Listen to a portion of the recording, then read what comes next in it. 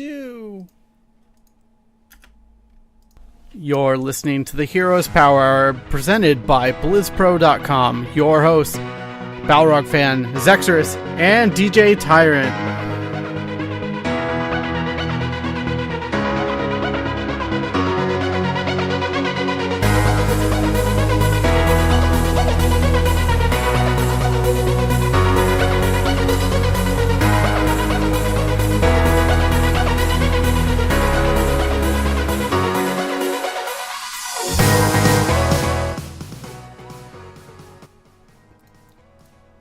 What is up, everyone? Welcome to the Heroes Power, episode 55. We are just about to embark on a new meta in Heroes of the Storm, and here to help me figure it all out, as always, Balrog fan BP. That way. Hey, and what's going on, man? Not much. How are you? You seemed a little upset earlier. I wasn't upset. That was Willie and his bad Illidan play. I was just rolling with the punches. Really? We're starting this right now. And this is quick. And as always, that is Willie, also known as Zexorus. And how are you doing besides that last game that was a little salty? Well, I'm still annoyed. I mean, Charlie has to go and dig up old wounds and stuff like a jerk. Thanks, bud. It's true. I just can't help myself. I know you can't. No, I mean, we played a game right before the show, and we just had a Dahaka AFK, and we realized that Dahaka may be the worst AI on the planet. And we got absolutely steamrolled by a bunch of ranged assassins because, quick match is weird sometimes. It's tough. And he picked Illidan, so he just sat there and ate arcane missiles. And how many times did you get pyroblasted? 3? 4. 4. Good times. 4. I only survived one of them. Good times. So we all had a good week, I think, in Heroes of the Storm. I think most of us played just PTR mostly. Yeah, pretty much. Yeah, I mean, I think I played a couple games on live, but that just made me ready for the patch more than ever. But before we get to the patch, we talked a lot about it last week. Why don't we kick it off the show with Heroes of the Dorm? Well, before we do that, shouldn't we talk about 2 members of the show hosting Heroes Hype?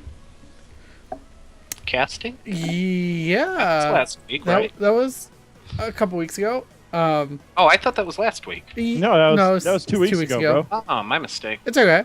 Did we talk about it last week? Yes. Dang. It's all good. Wow. I lost a week, guys. It happens, man. It happens. But yeah, let's talk about Heroes of the Dorm a little bit. The Final 4 is set. The round of 16, the round of 18 was played this weekend. No really huge surprises, I feel like, about who's in the top 4. But some crazy play out of UT Arlington, which shouldn't be a huge surprise. I mean, they went for Cho'Gall on that last map that went to a game 3. Didn't they go Bloodlust? I think I fell asleep before the series started, unfortunately, so I didn't see the Bloodlust game. Did either of you guys happen to catch that? Yes, they did go Bloodlust with the Cho'Gall, and it worked out way too well.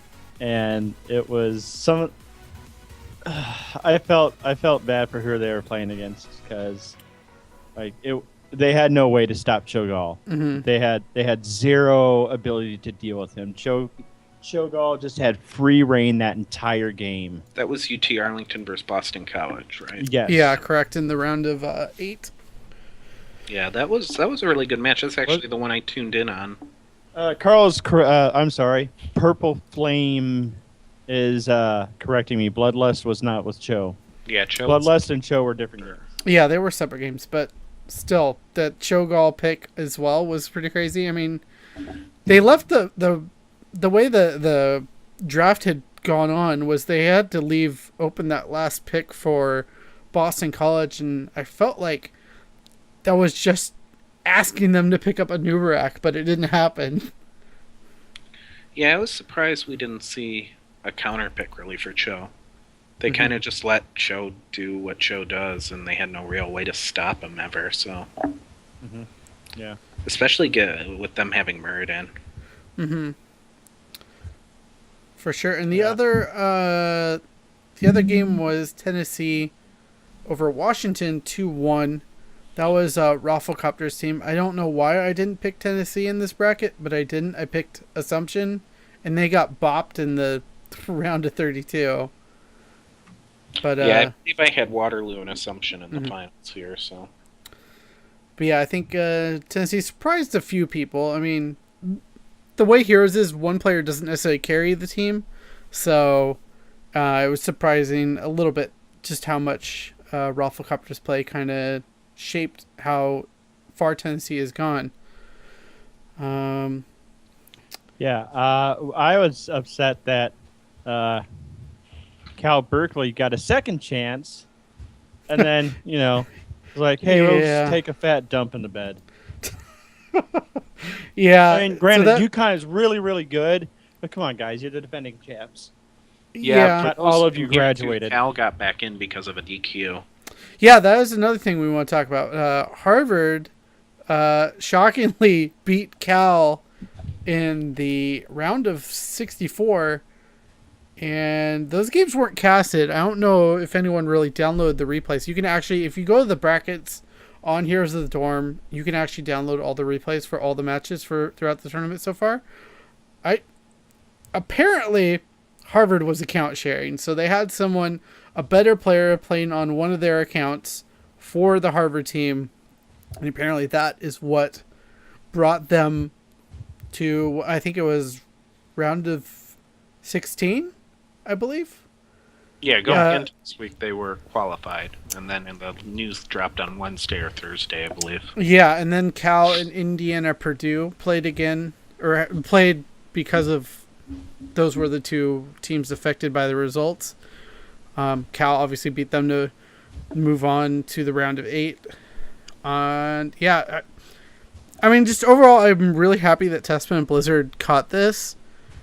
I'm just curious who it was that subbed in for them. Like, I want to know who this player is that was good enough that they beat two teams that were definitely favored against them. Yeah. I assume Blizzard knows because they said actions were being taken against all of them. So. I'm sure they know. It wouldn't surprise me, but obviously they don't want to reveal that. But yeah, I'm happy with how it was handled. And the communication from Blizzard was appropriate for the situation. And yeah, I mean, did we want to talk a little bit about ASU? Kind of raffle stomping over East Carolina. Yeah, I mean, they looked way stronger than East Carolina, and I mean, Q-Bill Brightwing, they did their best. They really did. They were innovative the whole tournament. They were trying things that most teams were, too afraid to try in a setting this big, and they were kind of like the oddball favorites. And it's sort of a bummer that they ran into a buzzsaw like ASU, because ASU was just firing on all cylinders, and they made them look very amateurish, and it was kind of like a very sad viewing. Yeah, it was a little rough. Top 10 anime deaths. Oh my gosh. Oh But yeah, really? ASU overall, I mean, they were the runners up last year. They have a little bit of a retooled team this year, but they have Pham and they have Michael Udall from the team last year. And Udall, if you follow the pro scene closely at all, is considered maybe one of the best assassin players in the game right now. I mean, he just plays super aggressive, and his falstad play has just been like on target. They banned out Falstan. Was he the guy that was on Li Meng? I don't remember. I'd have to take a look at that again. But yeah, he plays assassins. He tends to like more melee assassins, and that kind of leads me into the question of what we're going to see, not this weekend, but the weekend after, is the Final Four and the Grand Championships. We're going to see it on this patch that just came out today, which is just incredible. And I think Udall's always been a really strong Illidan player, and I'm curious if that will kind of shape how this tournament ends up. And do you think because of Dark Blaze being in this tournament as well, and they're traditionally just a very good team at adjusting to changes in the game and just pulling out random stuff that doesn't look like it's going to work, that ends up working, do you think that with this patch, UT Arlington has a better shot at this than Arizona now? I mean, I think UT Arlington's the favorite. Honestly, they're the people that I've picked to beat ASU in the finals.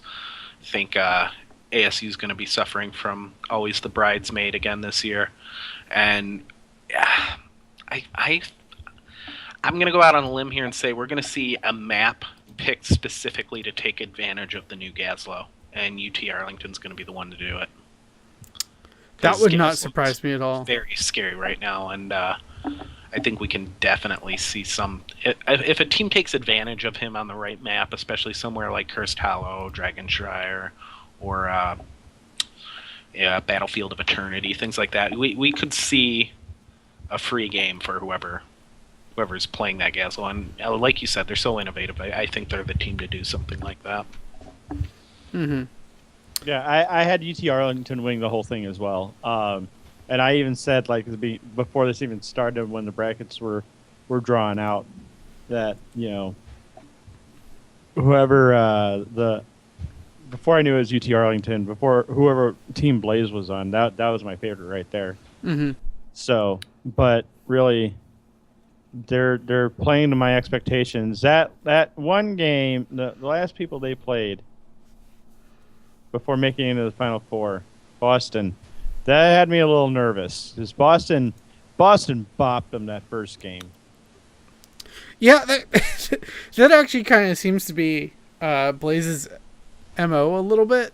They kind of, I don't know, have to feel out their opponents a little bit.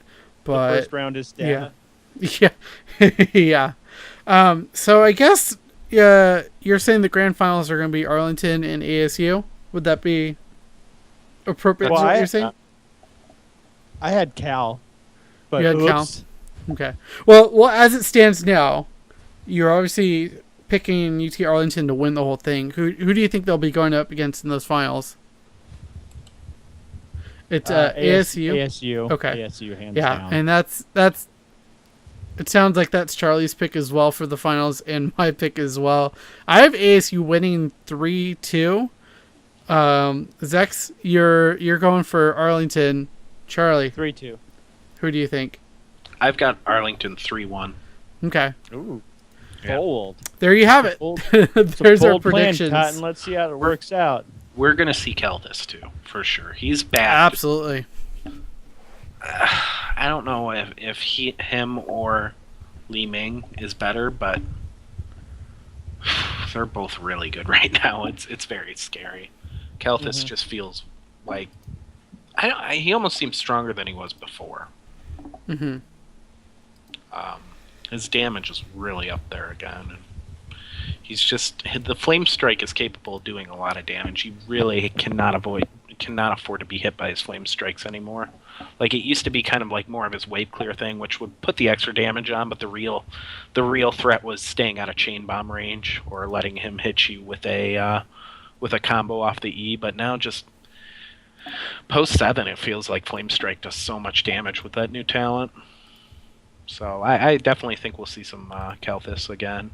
He'll be coming back in a big way. So it'll be interesting to see a brand new meta take effect during the finals of a major tournament like Heroes of the Dorm. So it'll be fun to watch the players adjust to it. That's for sure. Yeah, it'll be interesting. Kind of relate. Be allowed, right? Yeah, I believe so.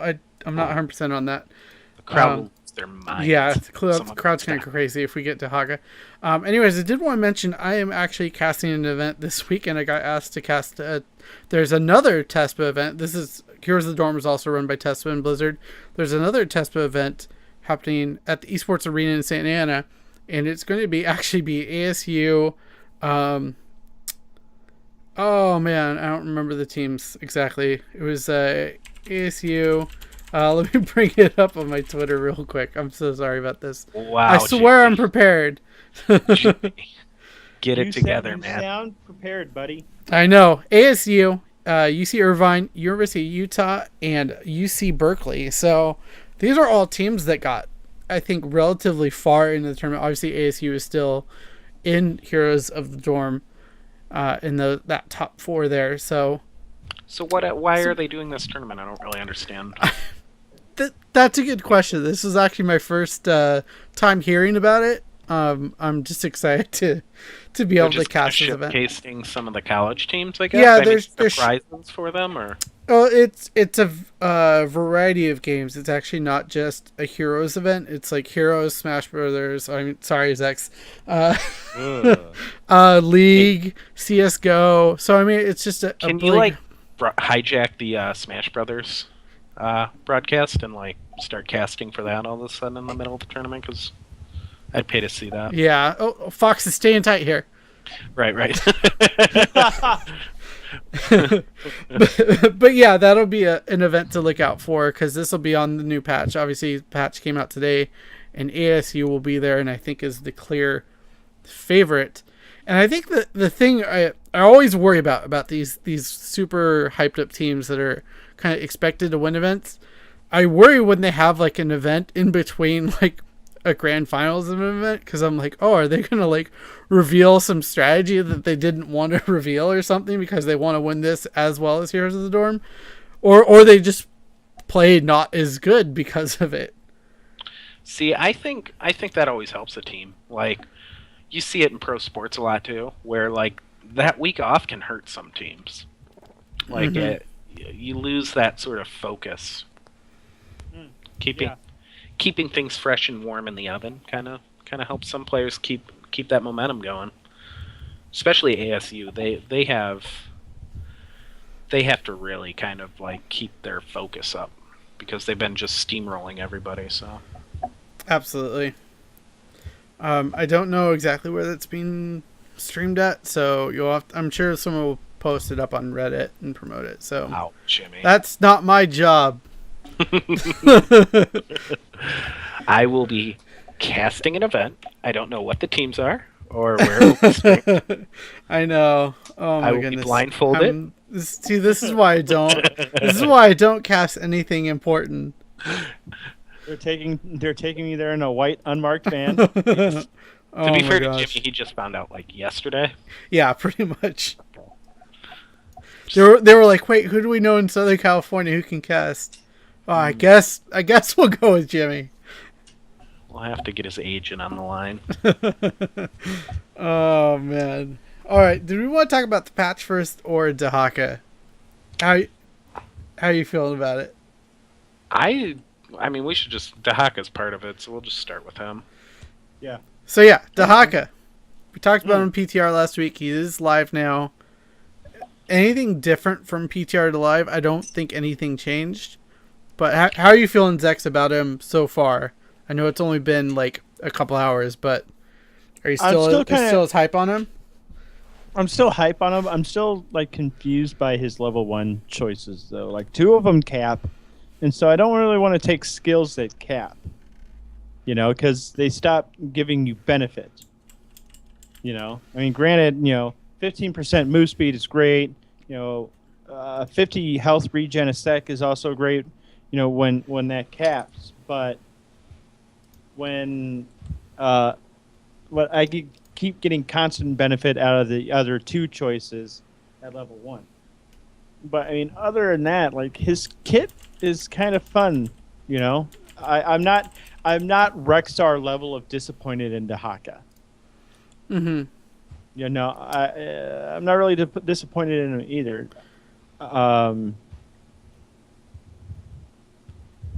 He brings an interesting play style to the table, where he's more control than Stitches and stuff like that. Where he can, it's just not in terms of the hook. It's not just hooking someone and pulling them directly to you. It's hooking someone and then pulling them wherever you want to go. You know, you don't have to pull them straight back. You can pull them down to where your team's running towards you from the bot, you know, or whatever. It's omnidirectional, in my opinion. So that brings a lot to the table. And just the brush stalker is really strong. Like the ability to just pop up anywhere where there's brush, like seems kind of silly, and then you start putting it into practice, and then you're like, oh, this sets up a lot of opportunities. So yeah, it's a super strong setup tool just from what I've seen. Yeah, I'm happy with them. Isolation seems to be the heroic of choice. Mm-hmm. I'm still thinking. I think people are just using adaptation wrong, in my opinion. But that's me. I think adaptation has a place. Yeah, I mean, are you thinking you need to start it, or use adaptation like when you start an engagement, just because it has that 5-second warm up, versus being like an oh crap button, basically. Yeah, if you're using it like an oh crap button, I don't think you're using it right. Like, you pop it right before the team fight starts, and then you eat that damage, and then you burrow, and then you get all that health back, and you pop back up, and then you re-engage in the team fight, and you should have plenty of essence at that point, or went into the fight with plenty of essence. You pop your heal, and you're good. You know, easy peasy. But like, isolation is really strong. Like that blind, the slow, and the silence. Like it craps on a hero. Yeah, it really does. I've had the lovely experience of having it on myself a couple times in PTR play. It's definitely a little jarring at first, because like, oh, all of a sudden it's all black on my screen. I can't see anything. Yeah. But do you see him being successful as a solo kind of frontline tank, or do you think absolutely not? Okay. Nope. No hesitation on that. He is a great backup tank. He is not the solo. I don't feel he's good, but he's not Johanna good. He's not Muradin good. He doesn't bring enough to the table to fulfill that solo tank role. For sure. Charlie, you haven't had a chance to play him yet, have you? Or no, I've just played against him. It's kind of funny how he it feels like he's impossible to kill, and then all of a sudden he eats a ton of burst damage. Like when you're just kind of like poking him, it feels pointless. But in those team fights, when you can really get at him, it kind of levels itself out there. Mm-hmm. And that's always interesting. I don't know. He's someone that I want to pick up, but as of right now, like just playing against him, I don't think he's that good. He looks fun to play, but I don't think like he has the type of impact that other heroes have had lately, especially Li Ming and Zool. Yeah, I mean, they've had such a huge impact. Like they had their fixes relatively quick, considering how I guess I want to say slow Blizzard has been to be changing heroes as they come out. I mean, Li Ming was a little bit slow, but that was like 3 weeks after her release. But Zool was like 2 weeks after release. They really kind of brought him down to earth. Yeah. Greymane and Lunar both started off a bit weak, and now have found pretty comfortable spots within the meta. Definitely. Balance is a hard thing to do. It is. But I think they're interested to see where Dahaka goes from here. Yeah, I mean, this meta is going to be totally different. Before we close out Dahaka for now, do we want to talk about those level 20 talents? What are you taking, Zex, at this? Are you upping your ult there, or are you taking that Apex Predator or Hardened Shield there? I like Apex Predator way too much. I mean, Hardened Shield. If you're in the position of a solo tank somehow, yes, Hardened Shield's the one. Way to go. But if you are not the only tank, Apex Predator is just absolutely ridiculous. For those that aren't familiar with it, and that's okay, it just came out. Apex Predator reduces Brush Stalker's cooldown by 30 seconds and its cast time by half a second. So, I mean, that just ups your mobility by just a ton. Yeah, jumping around to different brushes every 10 seconds is a lot stronger than you think. Mm-hmm. And with that, we'll move on to the rest of this patch, which is just... I don't think we'll be able to cover absolutely everything because there's just so much right now, but we kind of want to brush over the main topics of this. I know we talked about it last week, but now it's live, so we're going to talk about it a bit more in detail. Lost Cavern, new map for custom games only. This is awesome. It's great for community building events like our Tuesday night game events that we have here after the show for our patrons and for our viewers. So it's just a one-lane map in the style of the Spider Queen map. And that's it. That's kind of it. There's no mercenary camps, just one objective. Battle through the opposing fort, keep and core to claim victory. You can't use Hearthstone, and you will not heal at the Allied Hall of Storms. So, I mean, that's kind of it. I haven't had a chance to play on this map yet. Have either of you gotten the opportunity to play on this map yet? Unfortunately, no. Yeah, I want to. I really want to play this map. It just sounds so much fun. We'll try to do it tonight. I think we can play it even if we don't have a full 5v5. So that'll be fun. Hopefully. We'll check it out. All right. Anyways. Yeah, just, the idea of it being all about the team fight just sounds so... Mm-hmm. Yeah. I mean, it's going to be fun for ARAM's style modes. Yeah. So here we go. Ranked play. We're getting bans. Bans are actually here in the game right now. If you load up Heroes of the Storm, you queue into Hero League, you're going to get bans. How awesome is this, finally?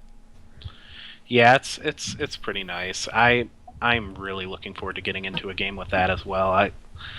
I didn't make a lot of time for Heroes after work today, but oh man, I cannot wait to ban Li Meng. Oh, it's going to be so good. Yeah, banning Li Meng will definitely be nice. The interesting thing about how the banning works is the player with the highest matchmaking rating will automatically be selected to issue those bans. Now, I know we talked a little bit about this last week, but Zex, I'll never get a ban. I know. Zex, you were a little worried that this could create a bit of a toxic environment. Yeah. Do you want to talk about that a little more? Yeah. I mean, if I'm in a bad mood, like, I'm going to be that guy who gets silenced because of this. Like, if I'm in a bad mood that day, and, like, I've got allies, I'm very stubborn, bullheaded, pernicious. If I've got people yelling at me to ban something out, I'm not going to ban that thing out. If you're telling me to ban, you better ban Thrall, noob. I'm going to ban Lee Lee. That's rude. That's exceptionally rude. Yeah. But that's like... Thanks for planting that idea and all the internet. You're welcome, everyone. Yeah, you're welcome, internet. First ban Lee Lee. Oh my gosh. Like, and then you get those people who just don't care. You know, it's in every game. There's just some people who don't really give a crap, and they'll ban whatever they feel like banning because they can. And they're apparently the highest MMR, so it's a way to wave it over your head. Interesting thing I learned today, though, is that the pick order is not necessarily MMR order. Okay. It's So, still like, just random, kind of. It's random. Because I was watching Meanfair's stream today, and he had captain, but he was fourth pick. Okay. So that old myth, now it's a myth. The pick order is organized by MMR is debunked now. So. Mm-hmm. Now. Oh, okay. Go ahead. Did you want to talk more about that? About Charlie? It seemed like you wanted to. Okay. All right, anyways, I wanted to talk about the updated rank requirements. Obviously, for those of us who are kind of a bit more hardcore in the game, we're not going to be really affected by these requirements now. The minimum player level requirement is removed from ranked play, So basically, you don't have to have your account be level 30 to play in Hero or Team League games. But due to the addition of bans, you have to have 14 heroes now who have reached level 5 or higher in order to participate. Interestingly enough, they've relaxed the requirements a bit. The weekly free-to-play heroes rotation that have reached level 5 or higher also count now towards that minimum hero requirement and can be played in ranked games. Do you think this is a benefit for the more casual player or someone who's just getting started in heroes, or is this more of a detriment and just makes it much more difficult to get into the ranked play? I think this is a good thing. I don't think people should be jumping into ranked unless they're ready for the environment. So I'm all for putting restrictions on players being able to pick heroes who are new and they haven't even leveled up yet, or players needing to have a good hero base to pick from and basically a decent understanding of the game before they can just jump in and start doing things where people are trying to play on a serious level. Yeah. It's a non-factor for me. I have enough heroes at this point where they're all past level 5, and I agree with Charlie. If you're not, you need to be ready for the environment. I honestly think rank should be moved to 40. Yeah, I wouldn't mind that either. It's not something that newer players should be jumping into right away. Mm-hmm. Yeah, I basically agree with that. Now, going on to how the drafts work now, draft lobby has been changed. I still haven't had a chance to really take a look at this, but you get a lot better information. There's a lot less wasted space, and it's a lot easier to find the heroes that you're looking for. I mean, I think how it's implemented is your favorite heroes, favorite quote unquote, like your most played, are kind of the first ones they show you on the draft screen now. So those heroes that you're either just really good with or really comfortable with are going to be first up for you. And it looks like there's also a browse all button. So oddly enough, it features up to 48 heroes a page, and we just hit 50 heroes. So they're still not going to fit on that one page. But obviously, looking at the future, there's going to be a lot more heroes added in. You can sort by role and by search bar as well. So there's been a couple times in Hero League where I've been scrambling to try to find Johanna, for instance, and I couldn't find her and just had to just click on something and pray to find Johanna before it automatically locked me in and got a mispick there. So I mean, this is very much needed, and I'm glad it's here. Yeah, for sure. We'll see how it turns out. I'm obviously not against the idea, but I still have reservations about the execution. Okay. It's always a work in progress, so tweet at Dustin Browder. Tell him it sucks. I'm just kidding. No, don't, man. Why would you do that to that poor guy? Guy's got a hard enough life. I'm kidding. Jim sending his Hollywood Ninja assassin director. Yeah. Send any complaints to staytight@blizzpro.com. Oh my gosh. Oh, we need to make that email. Anyways, the other thing that I really like that they added was the death recap. So now you know just how bad you are. It gives you what the last 10 damaging abilities that happened in the fight before you died, so you can see what you hit, how much damage you did, and what hit you to kill you. So you just have a much better idea of what happened, and hopefully the idea is learn from that.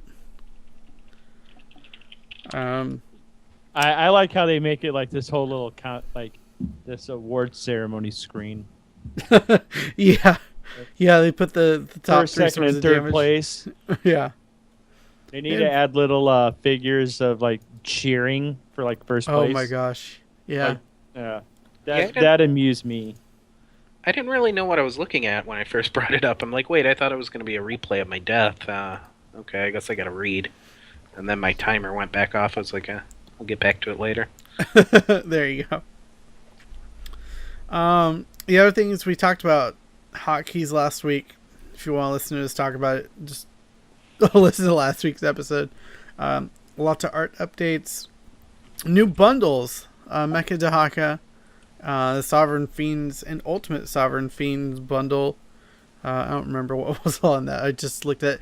Kerrigan's price dropped to $649 US and 4,000 gold. Always nice to see another hero a little bit more accessible to people. Especially one that no one plays. Yeah, Exactly. perfect. Nobody plays Kerrigan. But yeah, She's fallen out of the meta so hard. She really has. It's unfortunate. This is actually one thing I saw in the PTR is the AFK detection. Players who are not present at the start of the game will now be more quickly removed.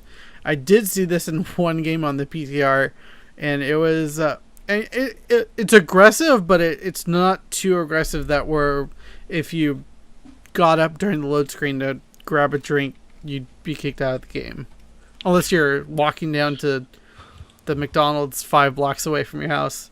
Right. Well, I'm wondering how long if it's harder for players to get back in once the game starts. Because every now and again, if my connection's slow and I get booted out of the game, I feel like it's trying to find and catch up with the game forever. Mm-hmm. I wonder if that's what happened to our Dahaka we had earlier. He was AFK at the start and it just kept him out. No, he just quit. He just quit. He left. He was out. Yeah. I don't know. That can be frustrating for players who aren't really AFKers. They just might be a little distracted from time to time, and I don't want to defend the AFKers too much. Yeah, I don't know. It does feel a little aggressive. It does look like Happy Vile in chat is telling us that it was 30 seconds now instead of 45 seconds. So. That doesn't seem like too big of a change, but it's enough of a change that it's noticeable, which is nice. Yeah. Anyways, enough about AFKs. They're jerks anyways. It's friends, Jimmy. On my way, path pinging lines. When you ping on your way now, there's a minimap. On the minimap, it shows a line of your projected travel path. I mean, that helps show your team where you're going. Zex definitely has the pathing needs fixed in this game. The pathing is so weird. It definitely is weird. I was playing a game with Just a Joke Junkie the other day, and I was playing Nova, and I clicked mid, and for some reason it took me through an open keep gate towards mid, and then I proceeded to get blown up. And I was like I actually looked away because I was expecting to go from. I think it was Dragonshire we were on. I was expecting to go from I was out by the red side siege camp. And I clicked on mid, and apparently either my clicking sucks or I just went too far over. And I went through that open gate, and I got blown up, and I'm like, wait, what? So, and it's just not that. Like, the pathing in Heroes legitimately needs fixed. It's some of the weirdest pathing I've ever seen in any MOBA ever. I understand there's a lot of maps and stuff like that at times, but it's hard to make correct pathing for all those maps, but it's got to be better than this.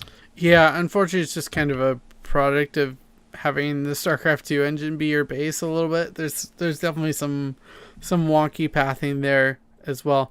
But you did mention Dragonshire, and Dragonshire did get a little bit changed here. The Dragon Knight is now immune to attack speed slows applied by attacks from the enemy forts and keeps, and Savage Charge now, targets punted by it will no longer be stunned after landing. So some quality of life changes for the Dragon there, and the developer comments basically were saying that they want to encourage a bit more aggressive play with the Dragon Knight, and that attack speed slow from the structures was really just discouraging players from going full on tilt onto structures with the Dragon Knight. So I mean, this should up that a little bit. I haven't had a chance to play with Dragon Knight yet, so I'm curious to see how this change is. I'm really curious about why they changed the Savage Charge not stunning after someone lands anymore. I think it was a little bit oppressive for what it did, especially with the recent changes where the cooldown was reduced on it. So,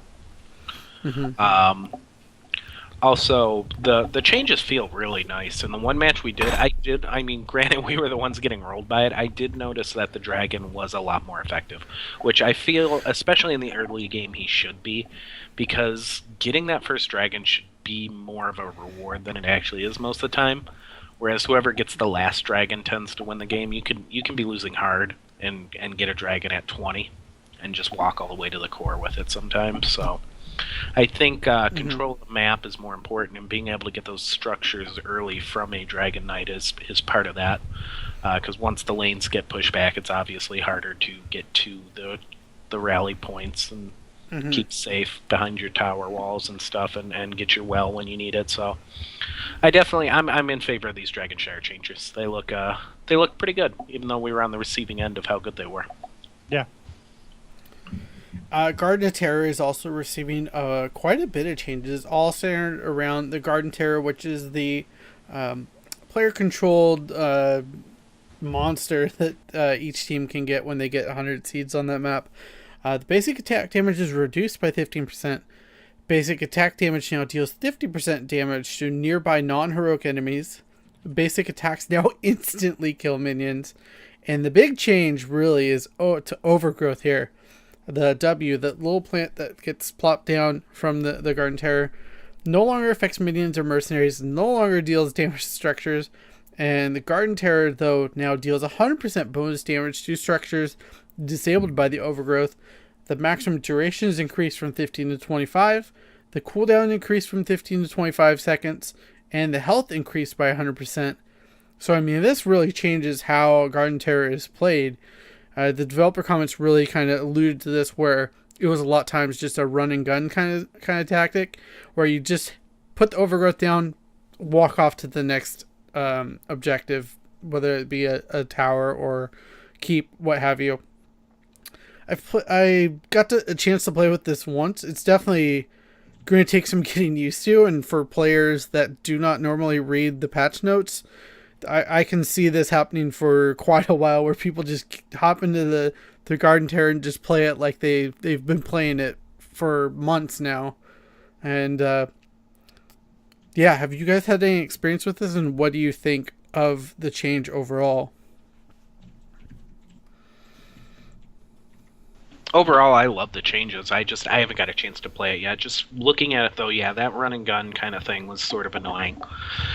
It felt like a weird way to play with a giant monster that you fight so hard to get. Like, okay, now I'm just going to avoid getting hit and run around. And I think your players are just going to have to get used to how the pod is used now. It used to be just drop it in so it got hit, so it touched as many structures as possible. But now with most of the damage coming from the actual terror, you're probably going to want to put it in the back and keep it a bit safe, and then take out the structures that are disabled and move forward that way. But the main thing is it still disables the Nexus now, so it's going to really end some games once it's exposed.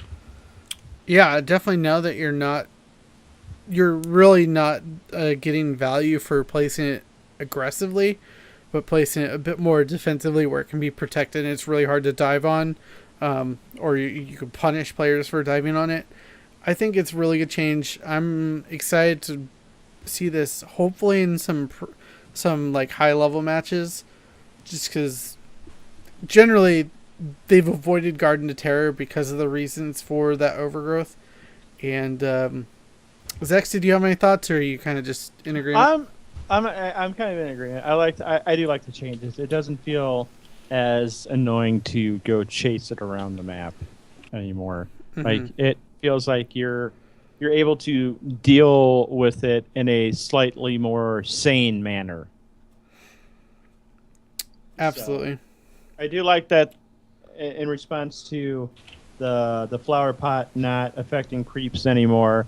They gave the terror cleave. Mm-hmm. So I like that change. Yeah.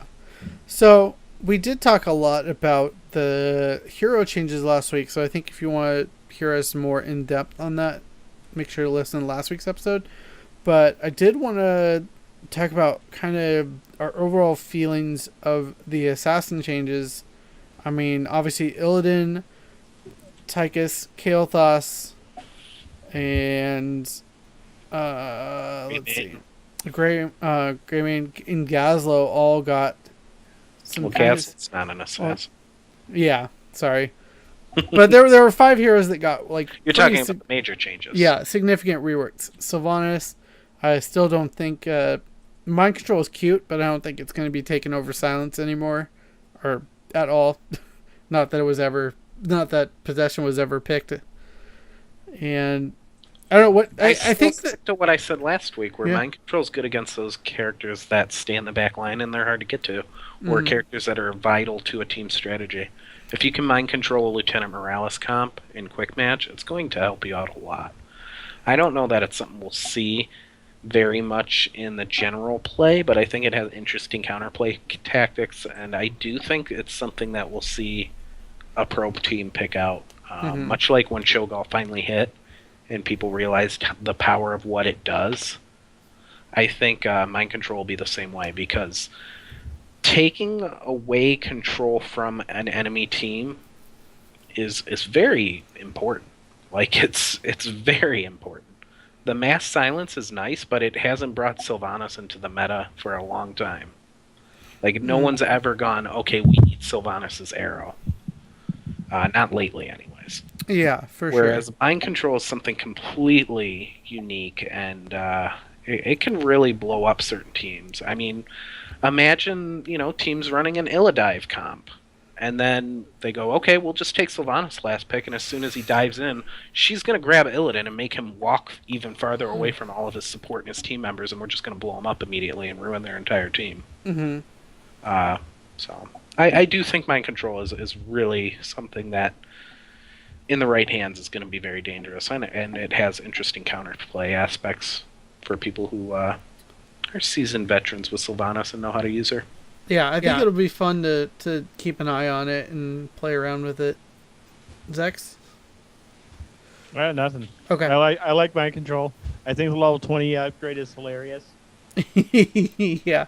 The level 20 upgrade gives 100% run speed increase to your mind controlled target. So I mean, they just jet off to wherever you decide to put them. My only concern about that is that it's at level 20. It's late game at that point. You're maybe missing a keep or two. It just comes so late that it's almost not worth grabbing it. If it extended the duration of mind control, like a couple extra seconds, yeah, or maybe a second most, yeah, that it would definitely be worth it. But I don't know. It's hilarious, but I don't know if it's worth it taking that over other things. Yeah. Now, Charlie, I wanted to pick your brain a bit since you've had a little bit more time now to check this out. One of the heroes that we haven't seen in the meta really at all lately in the past, like 4 or 5 months, I feel like, is Tychus. Tychus got a complete rework. You mentioned a lot last week how you really like these changes. Now that you've had a little bit of time to kind of play with them, how are you feeling about Tychus? I know you've always been a huge fan of his kit and his playstyle. How is he now? He's a lot better than he was, but he still has the same problem where he kind of struggles to deal with characters like Kael'thas. And now that Kael'thas is back, it kind of keeps that same check in Tychus's kit. I think he's going to be good, but characters like Li Ming and Kael'thas really still present the same problems they always had. He has a limited range, and he kind of needs to create spacing, create the kind of space where he can get in a bit close to do his damage. Not as close as a melee assassin, but closer than Kael'thas and Li Ming need to, obviously.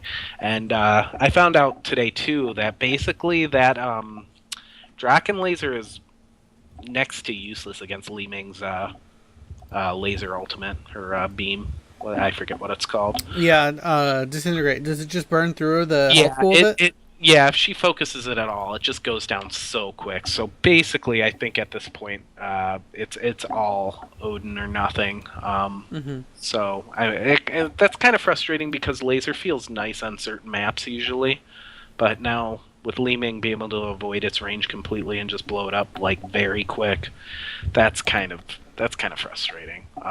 Maybe it needs more health, or maybe it needs ability damage reduction. I don't know. But, yeah, I mean it doesn't control points like it's supposed to. So yeah, overall though, I'm very happy with the changes. I think he's better than he's been in a long time, and he feels at least competitively viable.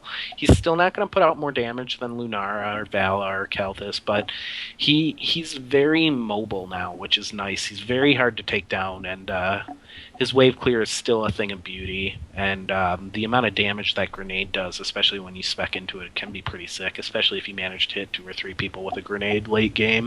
The quick displacement of it and the overall damage is very nice.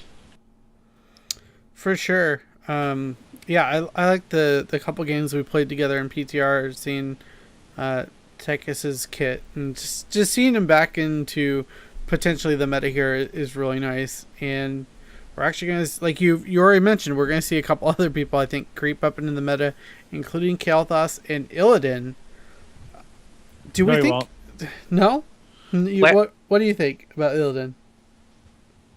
I'm just salty about that. Yeah, game. Now, Illidan's better than he's ever been in a long time. He's just going to be really good. The counter is obviously a lot of range. Mm-hmm. Don't let him get in. That's pretty much always been his counter. It's just now when you don't take that counter, he can really rip teams up, it seems. Yeah. One last thing about circling crazy. back to Tychus real quick, too. That minigun trade is very nice. I am a huge fan of that minigun trade. I've done a lot of damage to tanks that he wasn't capable of doing before, and that's specifically because of that. It's quite a bit of burst. Sorry, that was one thing. Yeah, no worries. But yeah, Illidan, he's probably the one I played the most on the PTR, and God, he just feels so fun right now. I'm worried he might be a little too fun, so we might see some changes here for it. But this, I don't know. It's very early on. It's so hard to tell what the meta is going to be like right now, but it feels like it's going to be a very bursty meta with Kael'thas back in. Illidan most likely back as well. Alongside, we still have Li Ming and Zul in the picture. Jaina might be taking a little bit of a step back here because of her changes, but still, there's just a lot of assassins available now for the hero pool here. I mean, we kind of talked about, I know, 6 months ago or whatever, it was more the warrior comps, double triple warrior comps, and now I think we're going to go a little bit more to single warrior and triple assassin here, just because of how strong a lot of these are going to be. Yeah, you can be more right. I think we're going to go back to double support a lot, and we are not going to see double warrior very often. Not as much, anyways. Double warrior is going to be something that's more of a counter pick or a team centered strategy, as opposed to just being, the smart meta pick. I think there are definitely options when you get someone like Johanna or Muradin early. You can obviously create chaos with their abilities and plug in another melee character or even a tanky character alongside them, but I don't know, we're not seeing as much Leoric as we were. We're not seeing, a whole lot of we see Sonya from time to time, just not as much. Just like you said, I think we're going to definitely gravitate more towards an assassin and support type meta. Yeah, and before we close it out and obviously do the giveaway, we're going to do that. I haven't played Gazla since Alpha of Heroes of the Storm. I don't know if either of you have really played him at all, but based on these changes, do you think he'll find a way into the meta at all? I definitely do. He feels very strong right now from what I've seen in the streams. I haven't actually come up against one, and I haven't played Gazlo in a little bit, but I do enjoy his play style. I think he's always going to be a map specialist. There are maps where what he brings to the table doesn't really matter, and there are maps where it can flat out win you games. I think he is a monster in Battlefield of Eternity. I think he's always been really good in Sky Temple and Cursed Hollow if he gets to the objectives before other people get there. Especially with the turret range just being base now. That allows you to set up very, very strong positioning turrets that can really affect the outcome of the fight. Mm-hmm. And I think he's just he's gonna be back to being a pain in everyone's ass. Absolutely. Zex, unless you had any thoughts on Gazlo, I think no, I have no thoughts on Gazlo. I only play him.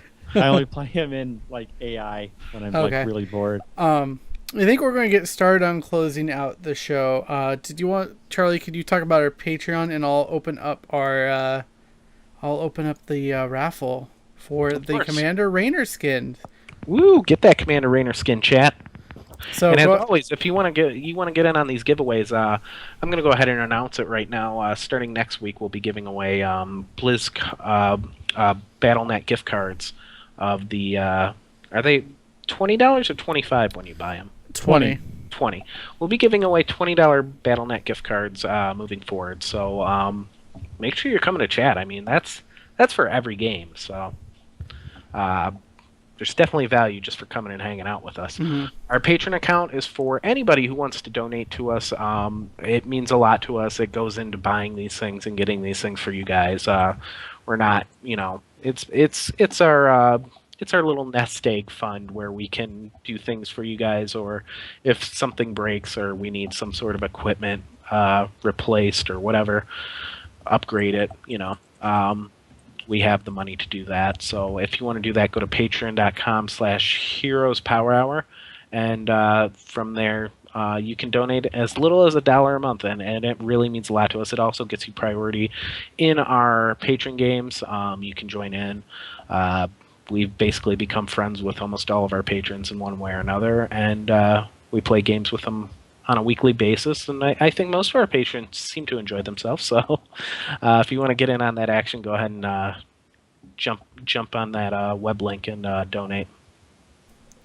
Yeah, most definitely. Patreon.com/heroespowerhour. Any closing thoughts before we draw this Commander Raynor for people to be able to play around with? Zex, we'll go to you. Yeah. No. Don't Alrighty. take Illidan into 4 range. Jesus Christ. Oh, man. I really like where they're taking the game, honestly. I think it needs to be more like this. There needs to be more focus on the damage. There needs to be more focus on rewarding players for superior positioning. And the heroes need to be opened up a bit.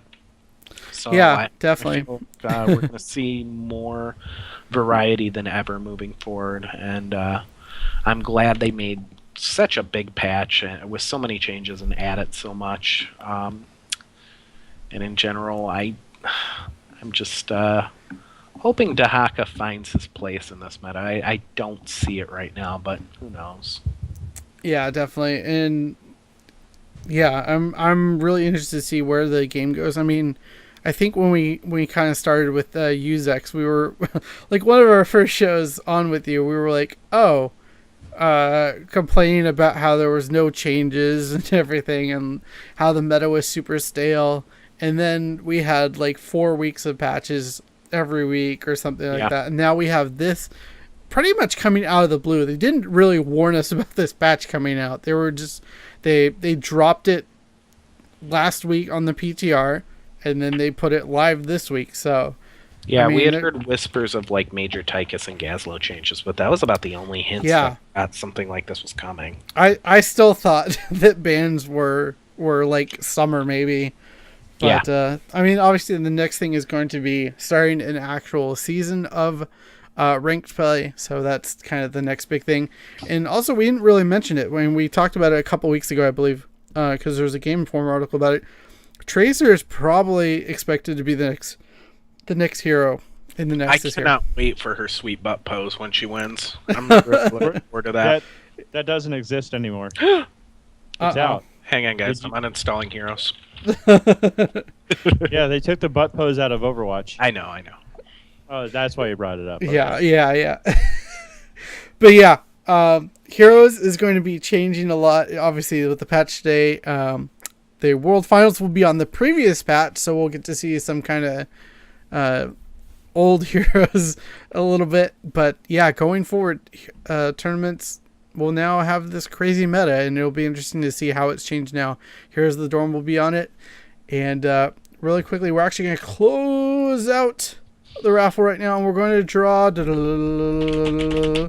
Megnick is the winner. Let me go ahead and grab that code for you. I will send it to you on Twitch from the Blizz Pro channel. Even the kitty's happy you won. That's Yay! Hey, Henry! Henry is cheering you on. Yes. And Commander Raynor, he just looks like a boss. So take Raynor into the Nexus, despite the fact that he gets blown up super hard in the early game now, and just feel comfortable that you're Commander Raynor, Magnic. Most definitely. And if you don't own him, I believe you will get the hero as well as the skin. So I hope you enjoy that. And If you don't Raynor, you're basically new to the game, right? something like that. He's like 2,000 coins and Starting alarms and clock. tutorial character that they basically tell you to buy by the time you're done. Yeah. But yeah, that's going to be it for this week's episode of the Heroes Power Hour. Nice chemistry, Jimmy. Thank you Good for job. joining us. Yeah. Definitely. Oh, man. If you're in chat right now, come join us. I guess we'll try to see if we can get something going in that new map. And We need 7 players for this map. Guys, Yeah. let's do this. It's going to be so much fun. we'll see you People. next week.